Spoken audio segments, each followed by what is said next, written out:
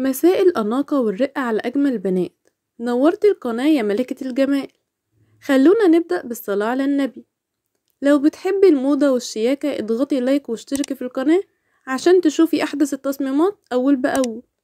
النهاردة معايا في صالات دشاديش وفساتين صيفية ولا أروع، موديلات شيك عملية ومريحة بنفس الوقت.